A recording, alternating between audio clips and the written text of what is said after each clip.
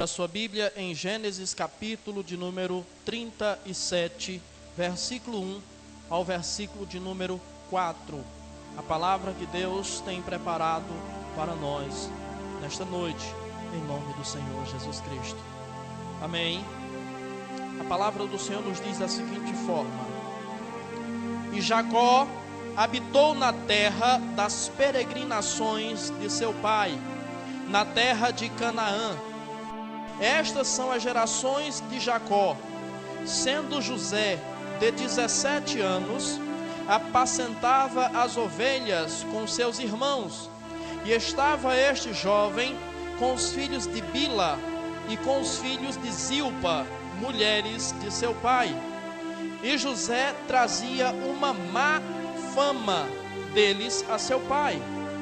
E Israel amava a José mais do que a todos os seus filhos, porque era filho da sua velhice, e fez-lhe uma túnica de várias cores.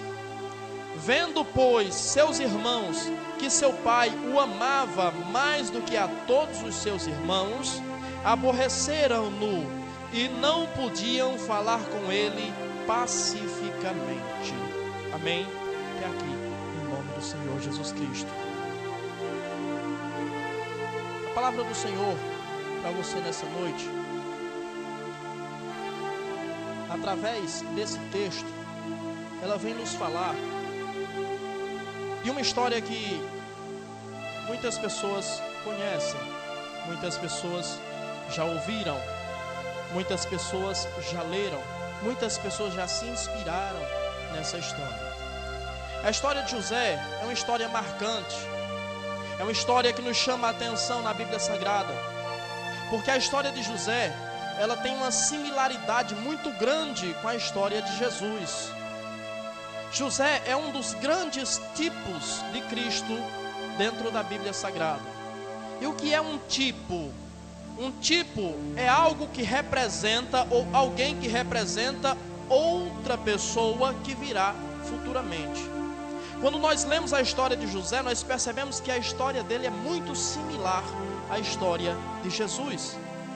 E José, uma das coisas mais marcantes na vida de José, é que ele foi um homem odiado pelos seus irmãos. É que ele foi alguém que foi rejeitado pelos seus irmãos. Mas, não obstante a Bíblia dizer que ele foi alguém rejeitado pelos seus irmãos, a Bíblia também nos diz que ele foi alguém amado pelo seu pai. A palavra que o Senhor traz para a nossa reflexão nessa noite é que muitas vezes na nossa vida nós vamos ser sim odiados. Muitas vezes na nossa vida nós vamos ser rejeitados. Muitas vezes dentro da igreja nós vamos ser odiados e vamos ser rejeitados. Mas a palavra que Deus nos traz nessa noite é que os nossos irmãos até podem nos odiar, mas o Pai nos ama. O amor do Pai é suficiente sobre a nossa vida. O amor do Pai é inconfundível. O amor do Pai é inegável nas nossas vidas. José foi um homem odiado pelos seus irmãos. E quando a Bíblia diz que José foi alguém odiado pelos seus irmãos, a Bíblia nos faz pensar que ninguém é odiado sem motivo. Teoricamente, para que alguém tenha raiva de outra pessoa, é necessário que essa pessoa tenha feito algo de errado, algo maléfico. Talvez muitas vezes nós nos vitimizamos, nós nos sentimos rejeitados, talvez muitas vezes nós nos sentimos odiados e talvez até sejamos odiados e rejeitados. A pergunta é: por que nós somos rejeitados? Por que nós somos odiados? Existe alguém que tem raiva de nós? Existe alguém que me rejeita? Existe alguém que te rejeita? A pergunta que você tem que fazer para você mesmo é: por que essa pessoa não gosta de mim? Por que essa pessoa me rejeita? Se você fizer essa autoanálise, você com certeza vai identificar qual é o motivo pelo qual as pessoas não gostam de você. Qual o motivo pelo qual dentro da igreja existem pessoas que não gostam de você. Mas talvez nessa autoanálise que você é levado a fazer nessa noite, você vai pensar, você vai puxar pela memória e você não vai alcançar, não vai identificar, não vai perceber, não vai reconhecer nada que você tenha feito para que as pessoas não gostem de você, para que as pessoas te rejeitem, para que as pessoas te anulem das suas vidas. Então só resta uma alternativa. Muitas vezes, de fato, nós somos odiados sem merecer. E qual é a motivação que leva as pessoas a nos odiarem? É a inveja. Muitas vezes as pessoas nos detestam. Não é porque nós fizemos mal a elas, é porque elas têm inveja de nós. É porque elas têm inveja. E a inveja é um sentimento tão maléfico, tão danoso, que as pessoas muitas vezes não compreendem exatamente o que é a inveja. As pessoas pensam que alguém ter inveja de outra pessoa é alguém querer aquilo que aquela pessoa tem, é alguém querer chegar onde aquela pessoa chegou, é alguém querer conquistar aquilo que aquela pessoa conquistou. Isso não é inveja. A inveja é muito mais problemática, muito mais maligna do que isso. Porque alguém que tem inveja de outra pessoa, ela pode comprar a mesma coisa que aquela pessoa comprou, da mesma cor, do mesmo ano, do mesmo modelo, e ainda vai continuar tendo inveja. Sabe por quê? Inveja não é querer tirar aquilo que a pessoa tem, ou não é querer conseguir aquilo que aquela pessoa conseguiu, mas a inveja é querer tirar a alegria, o prazer, a felicidade de uma pessoa. O que incomoda nas pessoas não é o que nós conquistamos, não é o que nós compramos, mas é a alegria, é o prazer, é a satisfação, é a realização que há dentro de nós. É isso que incomoda as pessoas. Muitas vezes nós até temos a mesma coisa que os outros têm. Muitas vezes os outros têm exatamente a mesma coisa que nós temos. Muitas vezes os outros têm muito mais do que o que nós temos.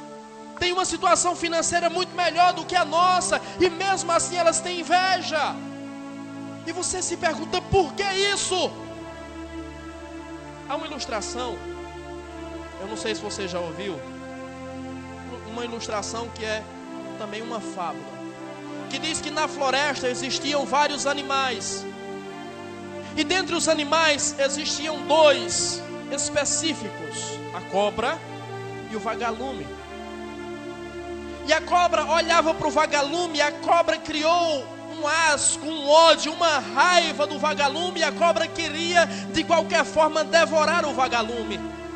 E a cobra armava ciladas para o vagalume quando ele passava, e ela tentava alcançá-lo, e ele fugiu a primeira vez.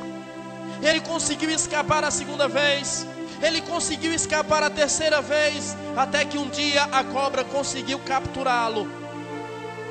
E sabendo que iria morrer, vendo a morte de perto, o vagalume então pergunta para a cobra: eu posso te fazer 3 perguntas?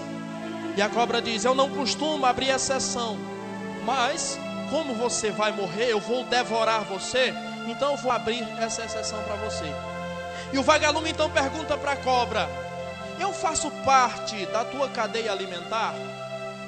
Se você me devorar, você vai se alimentar? E a cobra diz: não. A segunda pergunta dele é: eu te fiz algum mal? O que foi que eu te fiz?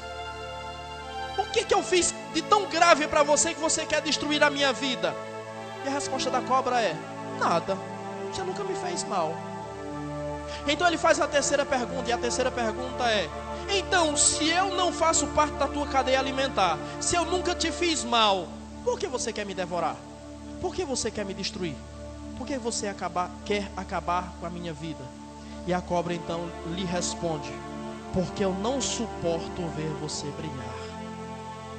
Eu não suporto ver a tua luz. Eu não suporto ver a luz brilhando na tua vida. Talvez isso comece a fazer você entender melhor o que é a inveja. As pessoas têm inveja não do que você tem, mas do que você é. As pessoas têm inveja da contribuição que você dá para a sua sociedade, para a igreja, para a sua família. Porque você é alguém útil. Você é alguém relevante. Você é alguém que faz a diferença. Você não é mais um entre a multidão. Você não é mais um entre as pessoas. Você é alguém para quem as pessoas param e olham. Você é alguém que as pessoas param para ouvir. Você é alguém que tem peso, alguém que tem relevância na vida de alguém. Sabe por que você é alguém que tem peso, que tem relevância na vida de alguém? Porque você é diferente. Para que se tenha relevância na vida das pessoas, é necessário que seja-se diferente.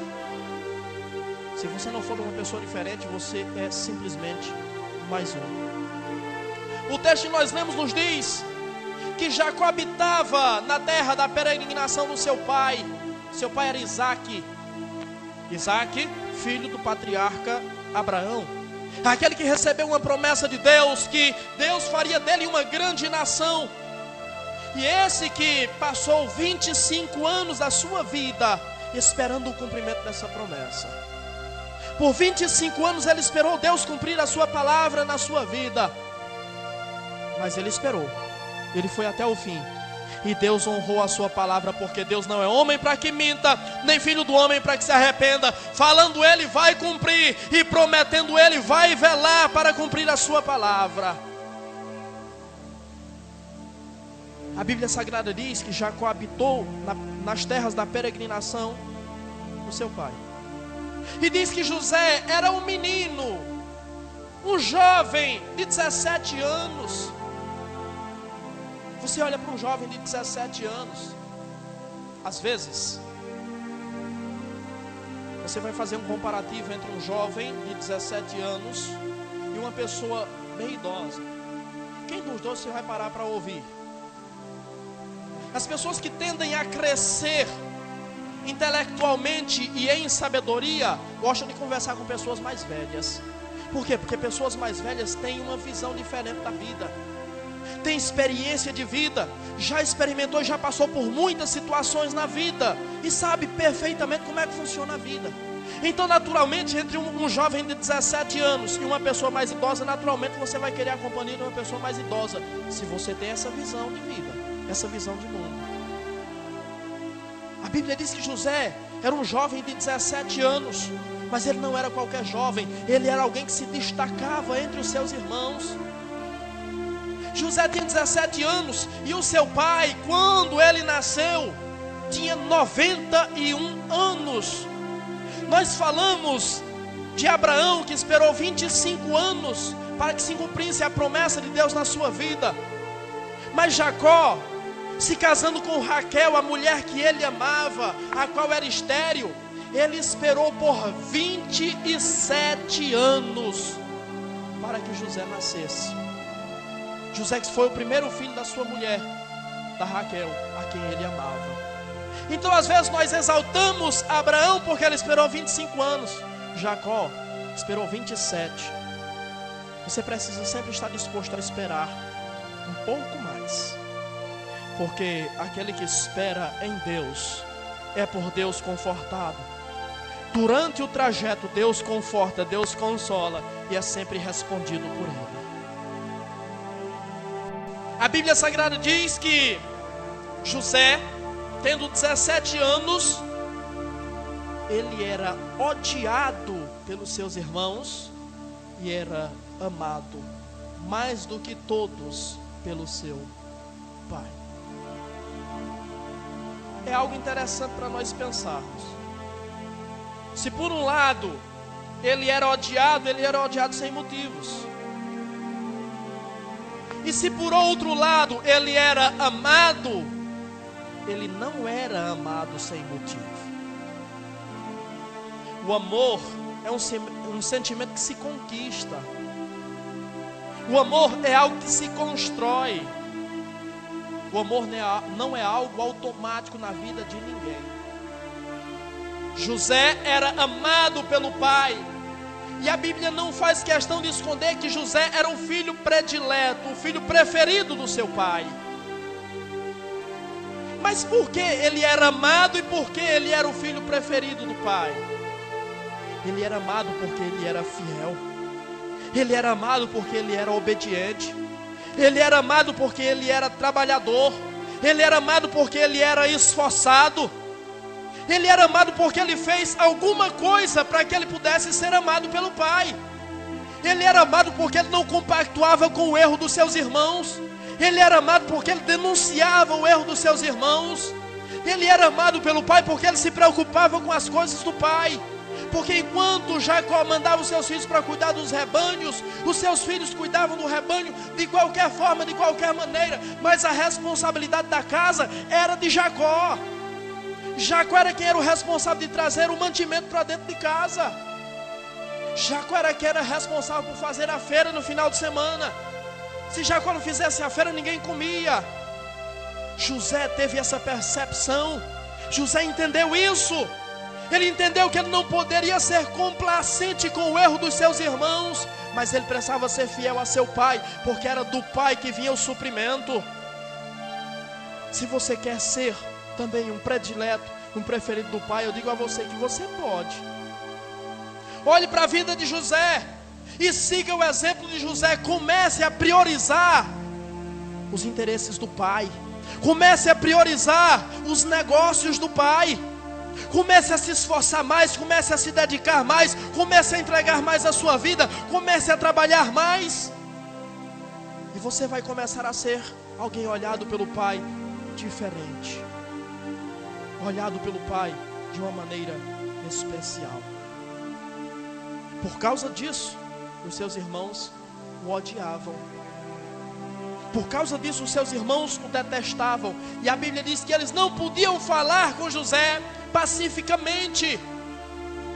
Imagine só, o irmão mais velho de José era um homem chamado Rúben. Rúben tinha a idade de ser pai de José. Imagina para Rúben ver que o pai prefere o filho mais novo. É verdade que tinha o mais novo que é José, que era Benjamim, que era uma criança ainda. Mas imagine Rúben ver o seu pai preferir José. Imagina o que passa na cabeça desse camarada. O que muitas vezes acontece dentro da igreja é isso. As pessoas ficam emburradas, ficam muitas vezes entristecidas, porque veem que existem pessoas dentro da igreja que são prediletas de Deus. Existem pessoas dentro da igreja que têm mais oportunidades. Existem pessoas na igreja que são contadas entre todos os projetos. O pastor da igreja sempre conta com essa pessoa. E as pessoas muitas vezes que não são contadas entre os projetos da igreja, não são levadas em consideração, entre aspas, ficam tristes, ficam emburrecidas. Mas eu preciso dizer para você, isso não resolve nada. Porque você pode ser também um predileto do pai. Então comece a mudar as suas atitudes, porque o pai vai te usar também. Comece a mudar as suas atitudes, porque o pai vai abrir as portas para você passar também. Você vai começar a ser usado pelo pai também. Entenda, não é apagando a luz do outro que você vai brilhar. O exemplo que nós damos, a ilustração que nós contamos da cobra, ela devorou o vagalume, mas ela não passou a brilhar a partir daí. Ela continuou sendo cobra do mesmo jeito. Não mudou nada na vida dela. Não é apagando a luz de alguém que você vai começar a aparecer. Porque a mediocridade, enquanto ela não sair do coração do ser humano, o ser humano vai ser sempre a mesma coisa. São as atitudes que precisam mudar. Eles odiavam José, porque quando eles olham para José e veem que José é o filho preferido do pai, começa a acontecer, começa a criar-se uma briga de ego. Porque o pai, ele coloca José, Jacó coloca José como superintendente dos seus irmãos. Então a Bíblia diz que Jacó mandou os seus filhos para cuidarem das ovelhas em uma determinada terra.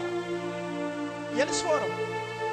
E a Bíblia diz que Jacó chama José e diz: José, eu mandei teus irmãos cuidarem das ovelhas, vai atrás deles e observa o que é que eles estão fazendo. Olha como é que eles estão cuidando das coisas. e vem e me diz.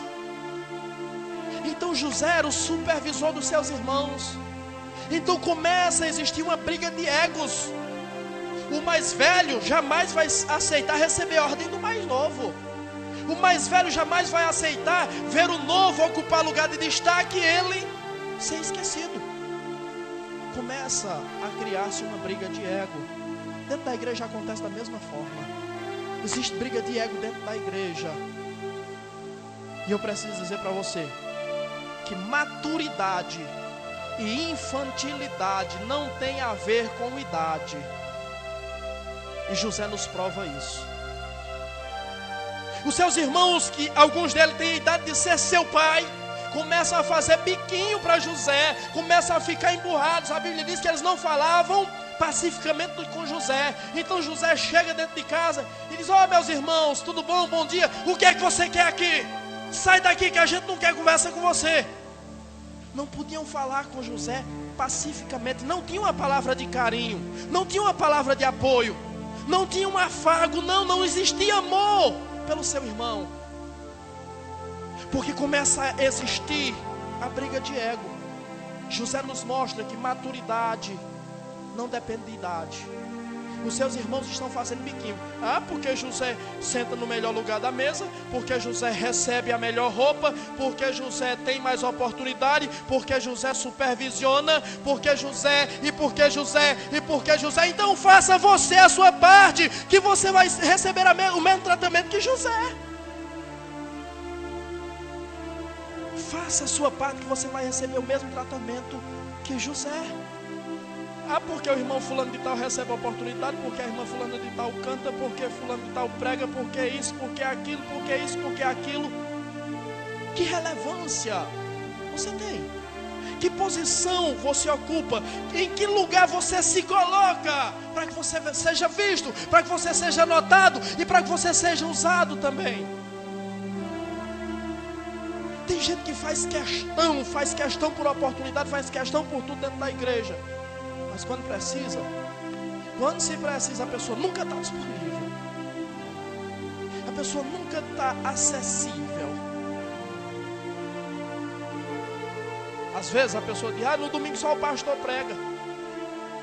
O pastor não dá oportunidade para ninguém pregar no domingo. Principalmente agora, a gente só prega no domingo, só tem culto no domingo. Aí você diz: você quer ser útil na obra, meu irmão? Quero.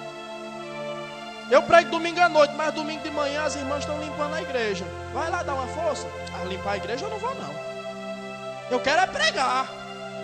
Eu quero é fazer parte da equipe de louvor. Eu quero é cantar. Limpar a igreja? Ninguém vai me ver limpando a igreja.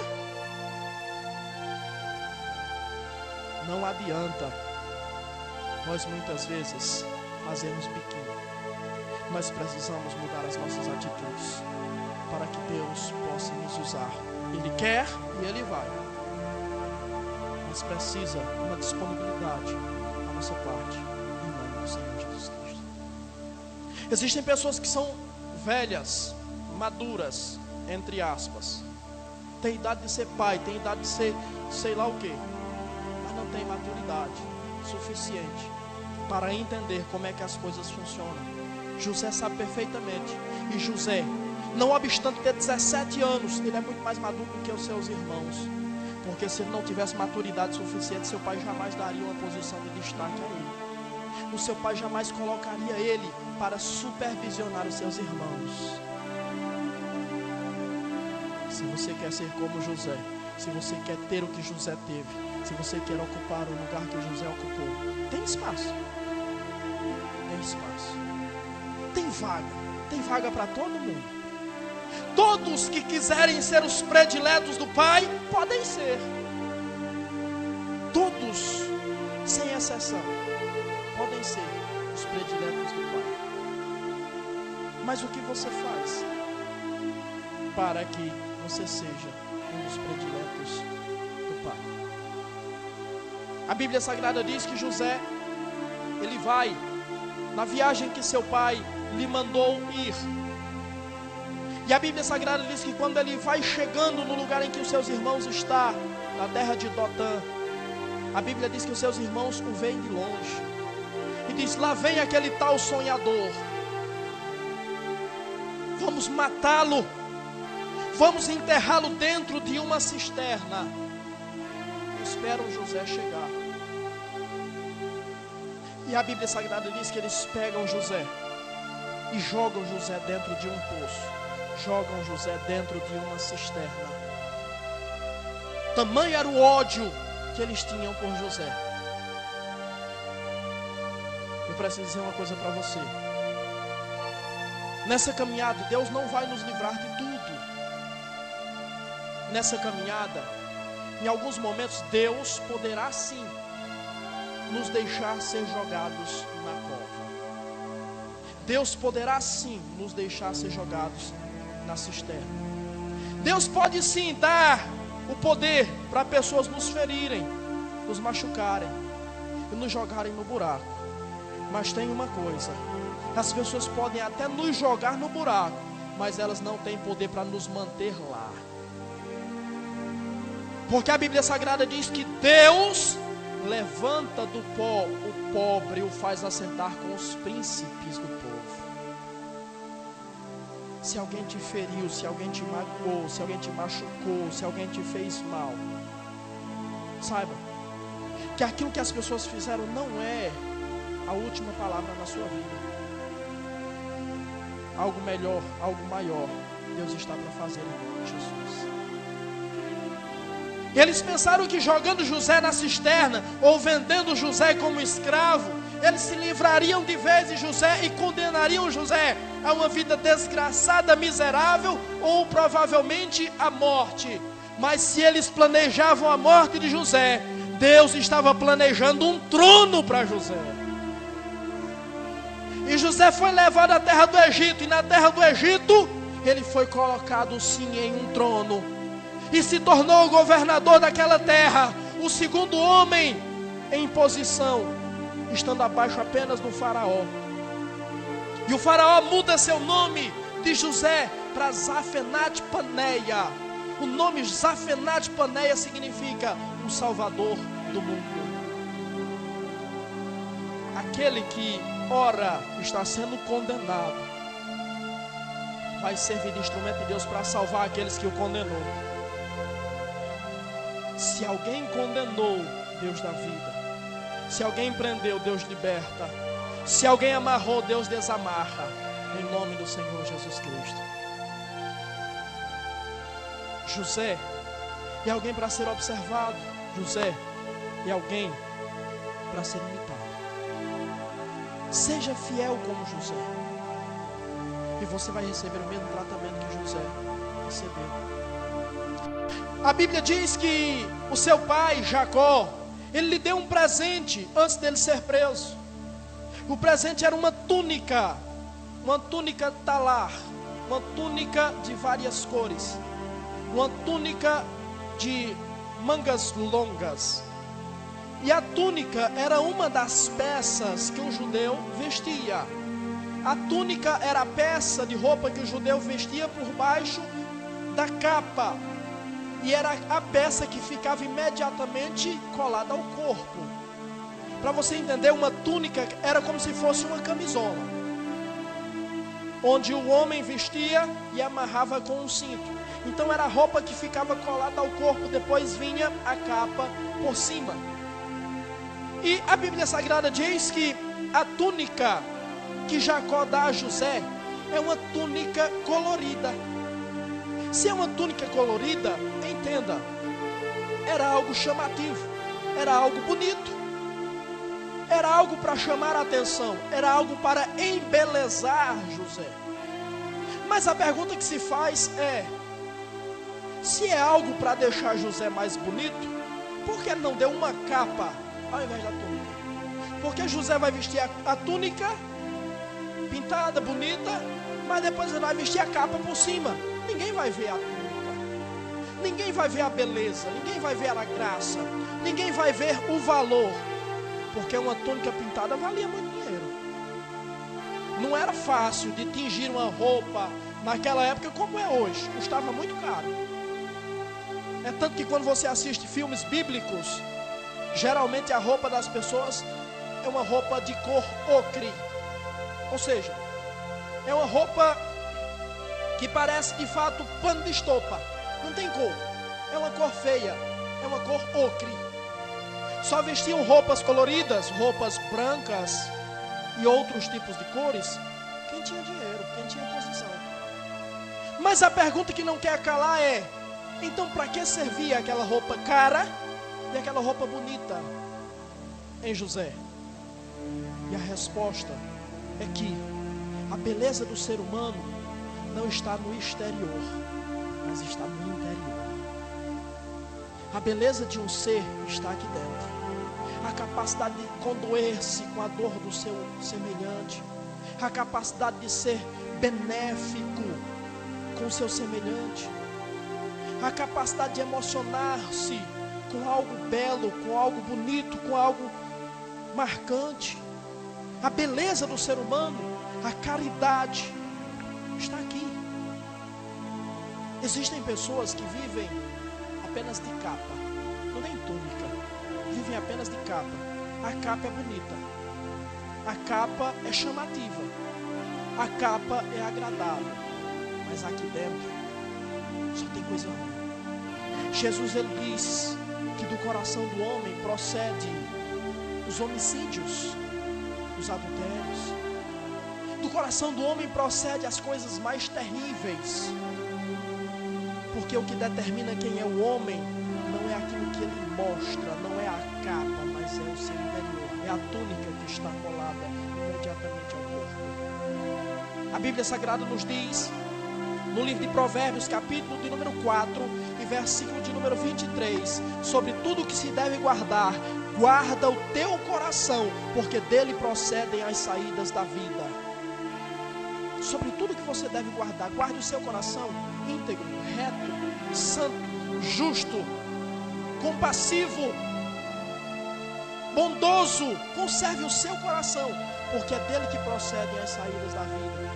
Jesus disse que o homem bom tira coisas boas do seu bom tesouro que está no coração, e o homem mau tira as más coisas do seu mau tesouro que está no seu coração. A túnica de José representa a beleza interior de José, a beleza que especialmente nós, como discípulos de Cristo, precisamos ter.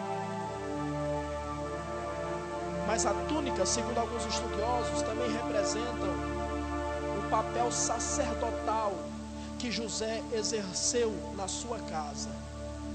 José foi sacerdote na sua casa. E o que é ser um sacerdote? Ser um sacerdote é ser alguém que intervém, interfere, media entre o homem e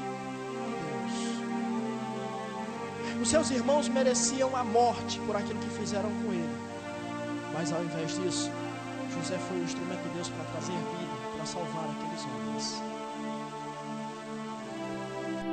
José é um exemplo claro de que nós podemos sim cumprir aquilo que Paulo nos disse: não se deixe vencer pelo mal, mas pague o mal com o bem.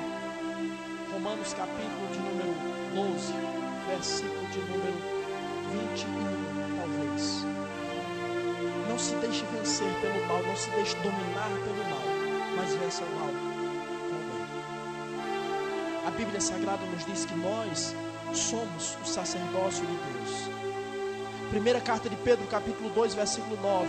Porque vós sois raça eleita e sacerdócio real e nação santa, propriedade peculiar de Deus, o povo escolhido de Deus. Nós precisamos exercer o papel de sacerdotes na nossa casa, o papel religioso dentro da nossa casa, em nome do Senhor Jesus Cristo. Então seja fiel a Deus, como José foi, e você experimentará, você viverá e você receberá coisa que os outros não receberam, que os outros não experimentaram e que os outros não receberam de Deus. Ele recebeu a túnica, os seus irmãos não receberam nada, porque José era diferente.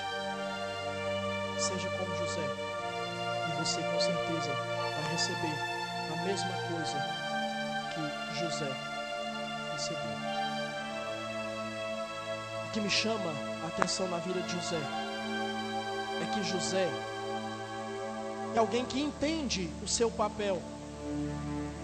E é alguém que não sonega a verdade por coleguismo, por corporativismo. José é alguém que não sonega a verdade. Os seus irmãos cometeram delito, ele vai lá e denuncia ao pai. José poderia perfeitamente se unir a seus irmãos. José poderia perfeitamente passar a mão na cabeça dos seus irmãos. José poderia perfeitamente abafar a história e não deixar que seu pai recebesse as más notícias dos seus irmãos. Ele poderia se aliar aos seus irmãos, mas José preferiu denunciar os pecados dos seus irmãos a seu pai. Há um texto na Bíblia Sagrada que é fascinante e é forte. O livro do profeta Jeremias, capítulo de número 48, versículo 10, diz assim: maldito o homem que é relaxado no serviço de Deus o Senhor, e maldito aquele que preserva a sua espada do sangue.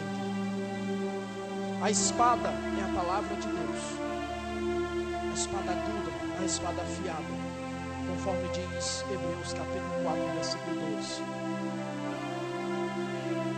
Nós muitas vezes temos sonegado a verdade das pessoas, porque nós vemos alguém cometer um delito espiritualmente falando, e nós preferimos nos calar.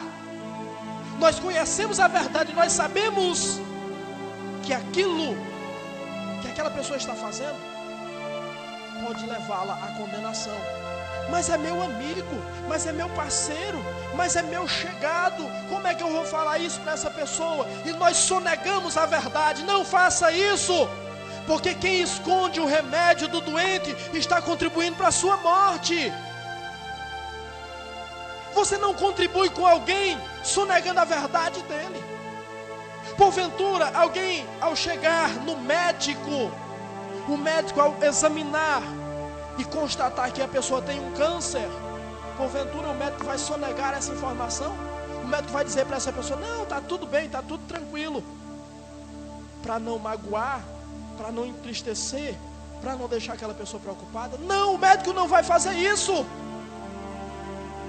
Me recordo das palavras do apóstolo Paulo, quando ele diz em Gálatas, capítulo 4 e versículo 16: tornei-me porventura vosso inimigo por vos falar a verdade?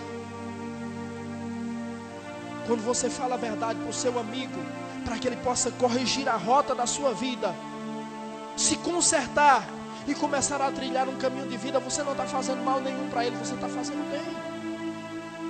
Então, ainda que seja o seu chegado, seu parceiro, seu amigo, seu irmão, fale a verdade. Não deixe a pessoa continuar enganada, porque aquele que permanece no erro, você sabe como vai ser destruído.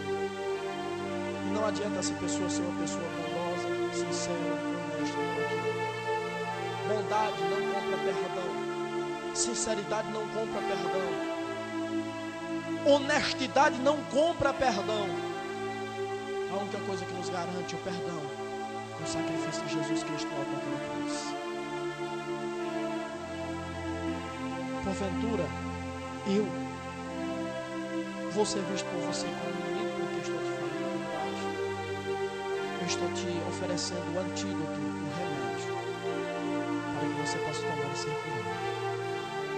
O remédio é a palavra de Deus que cura, que transforma, que salva, que liberta, em nome de Jesus. Mesmo sendo seus irmãos, mas eles cometeram erro, eu falo com meu pai, eu conto mesmo. Não vai passar em conta. Sabe, servir a Deus com fidelidade muitas vezes nos custa caro. E se nós tivermos medo de pagar o preço, nós nunca vamos ser aquilo que Deus espera que sejamos, ou aquilo que Deus quer que sejamos. Porque vamos estar dando uma demonstração clara de covardia, e o céu não é para covardes. A Bíblia Sagrada nos diz, em Apocalipse capítulo 21, versículo 8, que os covardes não entrarão no reino de Deus. Os que não se decidem, os que não se posicionam, não herdarão o reino de Deus. José denunciou seus irmãos a seu pai, e isso custou a ele um preço. José foi lançado pelos seus irmãos na cova, na cisterna, no buraco.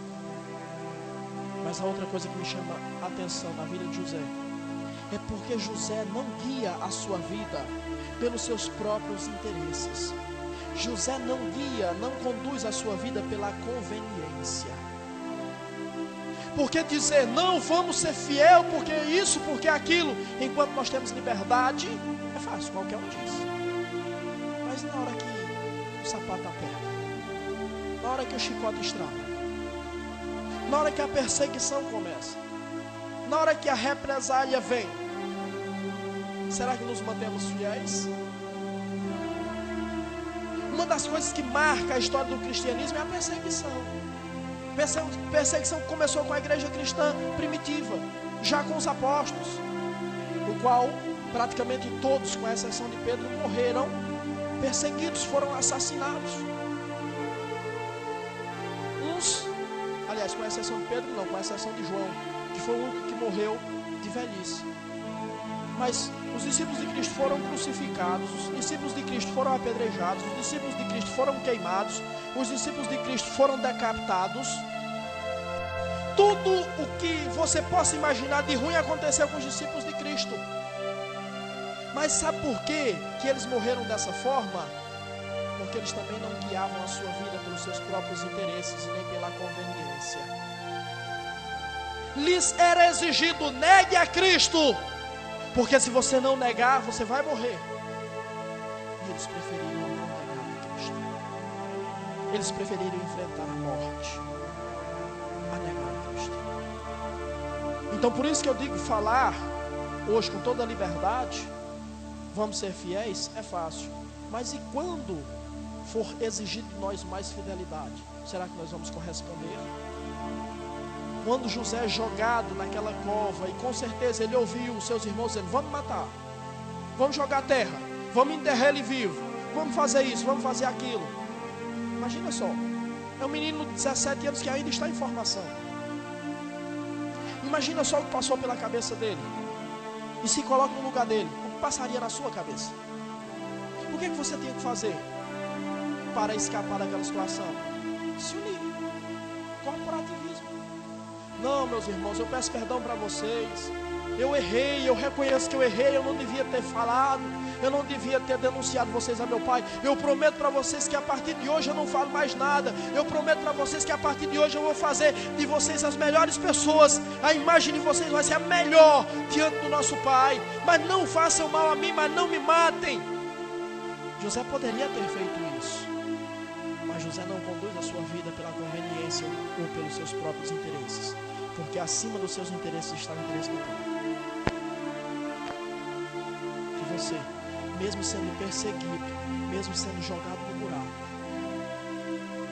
não olhe e não priorize os seus próprios interesses. Priorize sempre os interesses do pai. Não viva de acordo com a conveniência, porque isso é típico de pessoas covardes e sem caráter. José não mudou a sua conduta porque estava sendo perseguido. Sabe por quê? Porque o caráter de alguém é inegociável. Caráter é algo que ou se tem ou não tem. É simples assim. E quem tem, ainda que seja preciso morrer, não abre mão do seu caráter. Não muda sua conduta, não deixa que as circunstâncias determinem quem ela vai ser, não deixa que o ambiente o transforme, pelo contrário, ele é quem transforma o ambiente em que ele está, em nome do Senhor Jesus Cristo. José nos mostra e nos ensina que se nós estivermos dispostos a ser fiéis a Deus, não importa quanto tempo dure. José tinha 17 anos. Quando Deus veio honrá-lo, José tinha 30. Para que a partir dos 30 ele pudesse viver uma vida boa, regalada, uma vida honrada, ele teve que sofrer por 13 anos.